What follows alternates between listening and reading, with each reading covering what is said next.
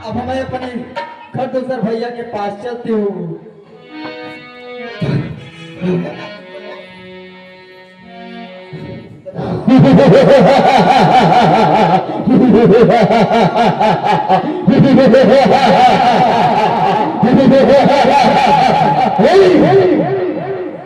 दुहाई भैया, दुहाई भैया, दुहाई भैया।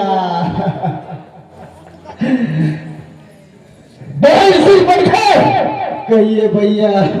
आज ये अचानक रोती बिलखती हुई किस प्रकार से आना हुआ भाई खरदूसर के दरबार में? भैया मैं अपने पंचवटी को घूमने गई, परंतु वहां पर दो बालक आए हुए हैं। एक का नाम राम है और दूसरे का लक्ष्मण है, और उनके साथ एक सुंदर स्त्री थी। तो मैं उधर से गुजर रही थी, तो मैं सोची कि मैं थोड़ा उससे बात कर लूं। मैं उससे जब बात करने लगी, फिर क्या हुआ? इतने में एक छोटा लड़का लक्ष्मण, उसने मेरे साथ छल किया और मेरा नाक काट लिया भैया। बहन शूरपणखी। हाँ भैया, जब मैंने तेरा नाम लिया तो उसने तुझको दिया गाली। अच्छा, इसीलिए है भैया, मेरे नाक और कान का बदला लो भैया, बदला लो। बहन शूरपणखी, इन बदमाशियों की इतनी दुस्साहस कि खरदूसर के राज्य में आकर के उसके ही बहन के ऊपर अस्त्र शस्त्र उठाए हैं, क्योंकि नारी की नाक काटने से सर कभी ऊंची नहीं होती है। इसलिए तुम्हारे नाक और कान का बदला हम उसका गर्दन काट के चुकाएंगे, उसका गर्दन काट के तुम्हारे चरणों में सौंप देंगे। अवश्य भैया, अवश्य। बहन शूरपणखी, कहो भैया। ये दोनों वनवासी किस जगह ठहरे हैं, चलकर हमें दिखाओ, हम अवश्य उनसे बदला देंगे। चलो आओ भैया, आओ।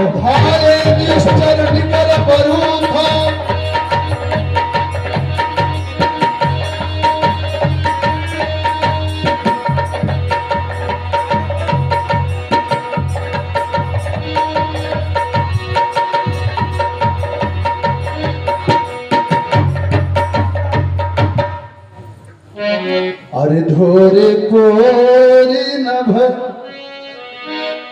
मंडल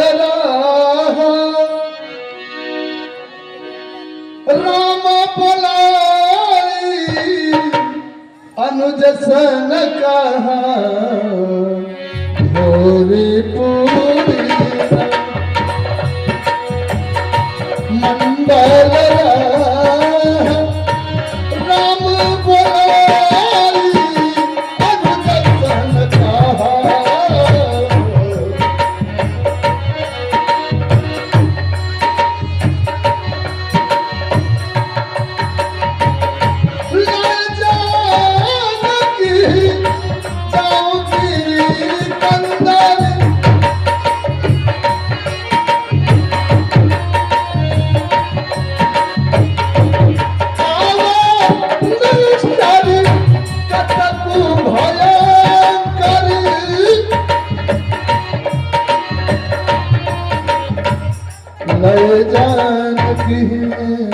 भाई लक्ष्मण, देखो हमें तो प्रतीत होता है कि निश्चरों का कटक हमारी ही ओर चला रहा है। ले जान के ही जाओ गिरकंदन। इसलिए आप अपनी भाभी सीता को किसी कमरे में जाकर छुप जाओ, मैं उनको देखता हूँ। जैसी आज्ञा हो प्रभु। भैया देखो, वहीं पर है, इसी स्थान पर वो दोनों रहते हैं। जाओ भैया, जाओ।